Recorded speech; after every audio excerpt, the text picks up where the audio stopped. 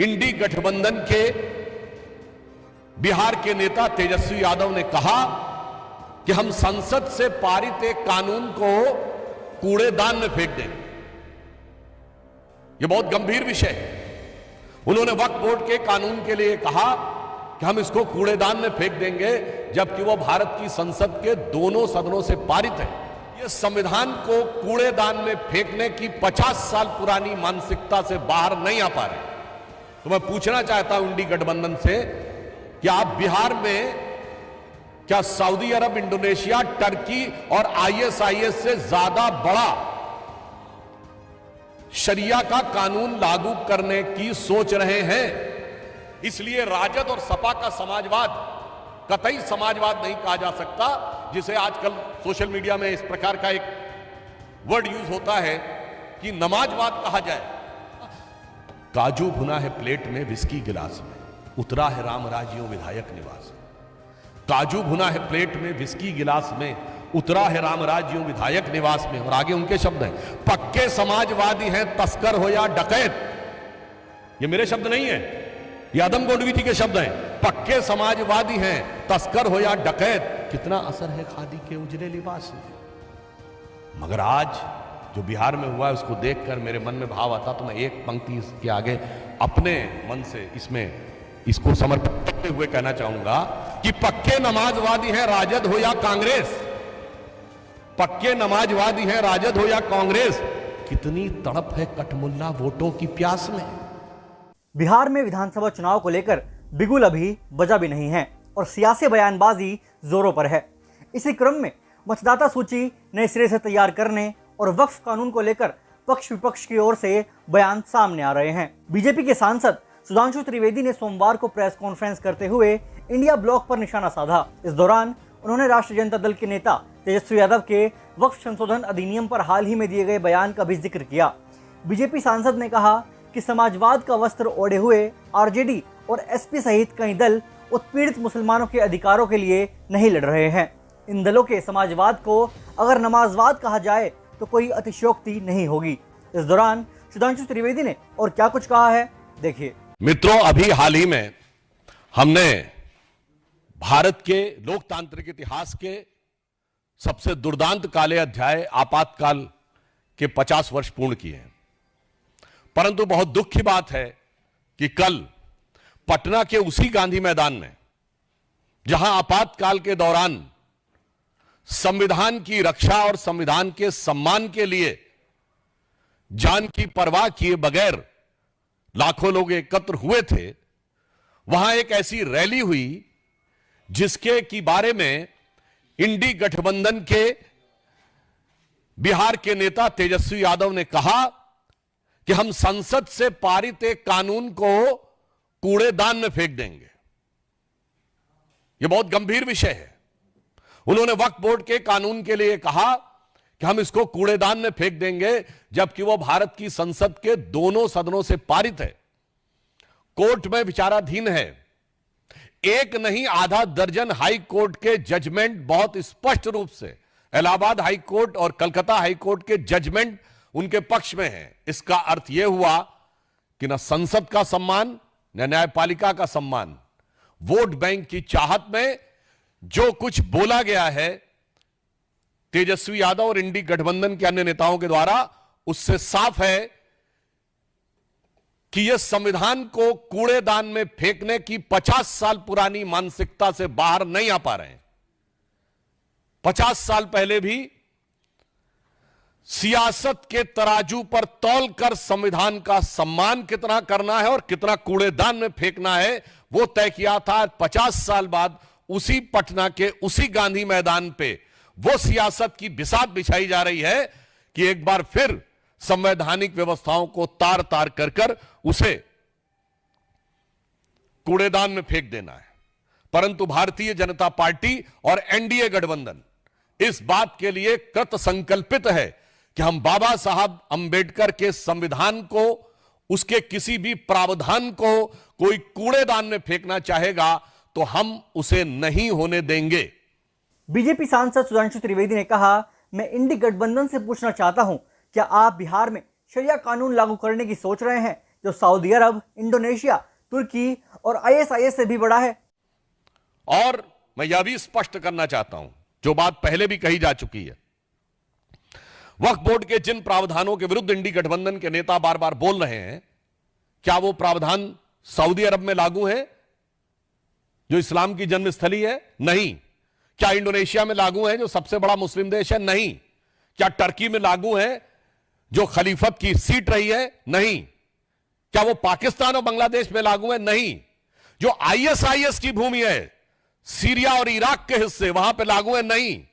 तो मैं पूछना चाहता हूं इंडी गठबंधन से कि आप बिहार में क्या सऊदी अरब, इंडोनेशिया, टर्की और आईएसआईएस से ज्यादा बड़ा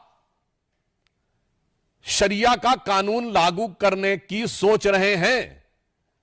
हमें इस बात का सीधा और साफ जवाब चाहिए।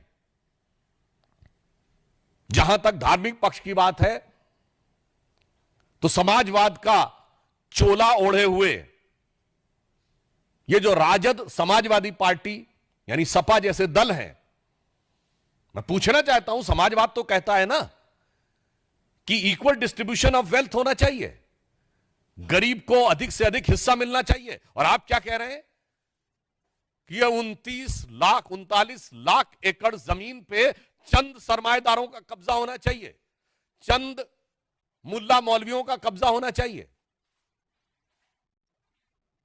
यह एक सोची समझी व्यवस्थित मानसिकता है जो समाजवाद के विचार के बिल्कुल विरुद्ध है। और इसके अतिरिक्त सिर्फ इतना ही नहीं है, इनका विचार संविधान को किस सीमा तक तार तार करने का है। ये लोग गरीब और मजलूम मुस्लिम के हक के साथ नहीं खड़े हैं जिसके साथ समाजवाद को खड़ा होना चाहिए। ये चंद मुट्ठी भर सरमाएदारों के हक के साथ खड़े हैं जो कि मजहब का नाम लेकर उनका शोषण करना चाहते हैं। इसलिए राजद और सपा का समाजवाद कतई समाजवाद नहीं कहा जा सकता, जिसे आजकल सोशल मीडिया में इस प्रकार का एक वर्ड यूज होता है कि नमाजवाद कहा जाए तो अतिशयोक्ति न होगी।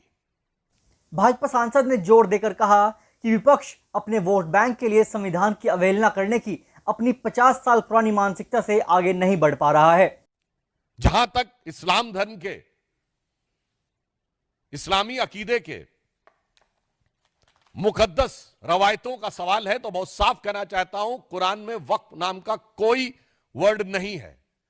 यह मुल्ला मौलवियों का अपना क्रिएशन है।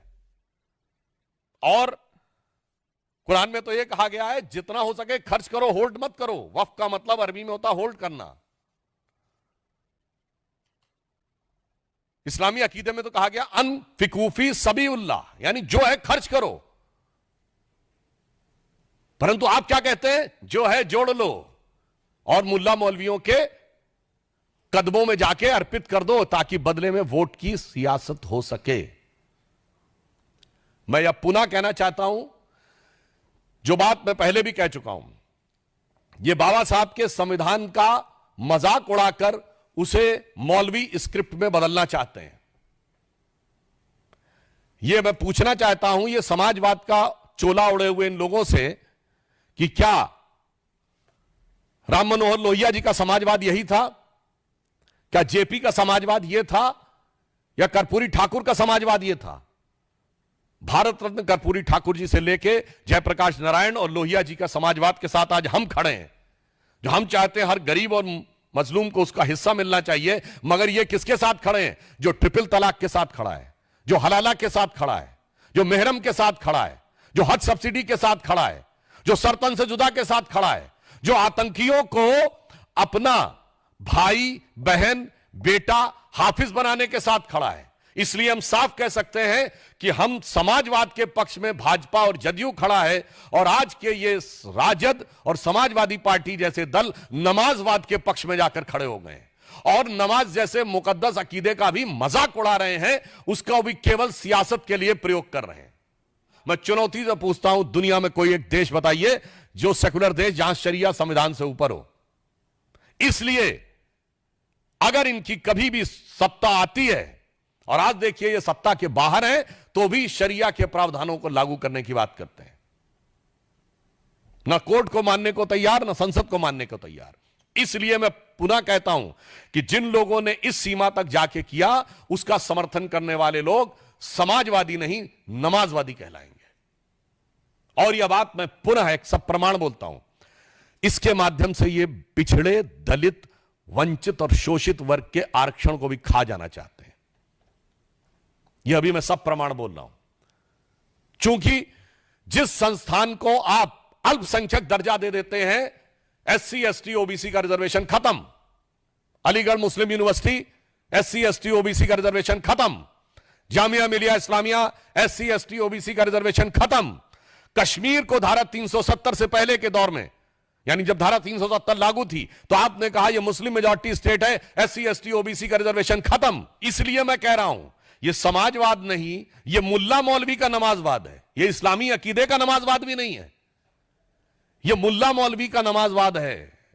इसलिए यह पिछड़े, दलित और ओबीसी के आरक्षण को जिस ढंग से नष्ट करने का प्रयास कर रहे हैं, जिस ढंग से उस पे पिछले दरवाजे से सेंध मारने का काम कर रहे हैं, श्री नरेंद्र मोदी जी के नेतृत्व में भारतीय जनता पार्टी और एनडीए की सरकार इसे कदापि नहीं होने देगी। वक्फ बोर्ड के बारे में मैं पूछना चाहता हूं, अगर आपके दिल में इतना दर्द है तेजस्वी यादव जी, आप जवाब दीजिए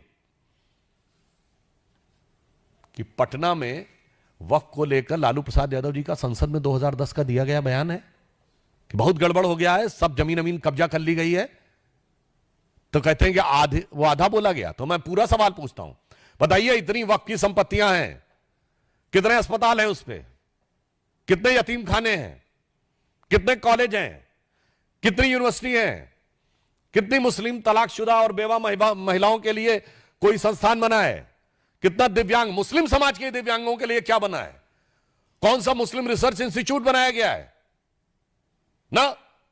यह है समाजवाद का लबादा ओढ़ो और सत्ता के ठेकेदारों के हाथ में सारी की सारी संपत्ति को इकट्ठा कर दो। तो जो कुछ इंडी गठबंधन कर रहा है, हम उनके इन सपनों को कतई साकार नहीं होने देंगे। देश की जमीन देश की जनता की रहेगी, किसी मुल्ला मौलवी की नहीं रहेगी। देश का संविधान बाबा साहब के विधान से चलेगा, शरिया के फरमान से नहीं चलेगा। आपने अपने दौरे हुकूमत में शरिया के 1 दर्जन प्रावधान बाबा साहब के संविधान में पिछले दरवाजे से लागू किए। आप इस संविधान को शरिया स्क्रिप्ट बनाना चाहते हैं, हम नहीं होने देंगे। और अंत में मैं कहना चाहूंगा, अपराधीकरण की प्रतीक राजद, भ्रष्टाचार की प्रतीक कांग्रेस, दोनों मिलकर और दोनों के युवा नेता, एक अधेड़ उम्र का युवा नेता, एक देखिए कितना शिक्षित युवा नेता जिसको क्या कुछ पता है, और ये कह रहे हैं कि भगवान बुद्ध की धरती, नालंदा की धरती का कायाकल्प ये करेंगे। पहले तो मैं इनसे कहना चाहूंगा, वक्त पे कुछ जानकारी लेनी है तो आरिफ मोहम्मद खान साहब राज्यपाल हैं, जाके थोड़ा पढ़िए समझिए तो आपको समझ में आएगा कि इस्लामी अकीदे में, इस्लामी इल्म में वक्फ का क्या महत्व है। मगर क्या बताएं, पढ़ने के लिए भी, सुनने के लिए भी, समझने के लिए बुद्धि होनी चाहिए। तो इसलिए इनसे कहना चाहूंगा, समाजवाद के बारे में एक बड़े प्रख्यात समाजवादी कवि हुए हैं अदम गोंडवी, उन्होंने समाजवादी विचारधारा में आए हुए विकार पे दुखी होकर एक कविता लिखी थी, वो मैं आज आपके सामने अर्पित करना चाहता हूं। ये राजद, सपा और इंडी गठबंधन के नेताओं के लिए, और राम राज्य की अवधारणा जो गांधी जी ने दी थी उसका क्या हाल किया कांग्रेस के नेताओं के लिए। तो अदम गोंडवी जी, ये उनका वाक्य है, मेरा नहीं, ये समाजवादी कवि थे। उन्होंने लिखा था, काजू भुना है प्लेट में विस्की गिलास में, उतरा है राम राज्यों विधायक निवास में। काजू भुना है प्लेट में विस्की गिलास में, उतरा है राम राज्यों विधायक निवास में। और आगे उनके शब्द हैं, पक्के समाजवादी हैं तस्कर हो या डकैत। ये मेरे शब्द नहीं है, ये आदम गोंडवी जी के शब्द हैं। पक्के समाजवादी हैं तस्कर हो या डकैत, कितना असर है खादी के उजले लिबास में।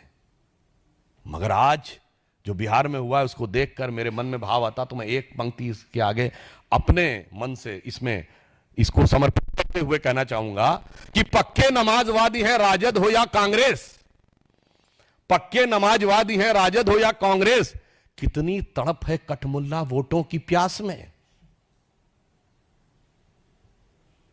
तो इसलिए मैं बहुत पीड़ा के साथ और मैं बिहार की प्रबुद्ध जनता का आह्वान करता हूं कि उसके सामने दो रास्ते हैं, राष्ट्रवाद और समाजवाद, अवास्तविक समाजवाद के रास्ते पर चलती हुई भाजपा और जदयू, और कठमुल्लापन वाले नमाजवाद के रास्ते पर चलती हुई इंडी गठबंधन, जो सरकार में आने पर पिछले दरवाजे से शरिया लागू करने के लिए कोशिश करेगी, और एक तरफ हमारी सरकार जो बाबा साहब के संविधान की रक्षा करने के लिए कृत संकल्पित रहेगी। धन्यवाद। आपकी इस खबर पर क्या राय है हमें कमेंट करके जरूर बताएं, और साथ ही अगर आप अभी तक हमारे चैनल से नहीं जुड़े हैं तो फेसबुक पर हमारे पेज हमारा भारत के साथ साथ भारतिका को भी जरूर फॉलो करें और यूट्यूब पर सब्सक्राइब करना ना भूलें।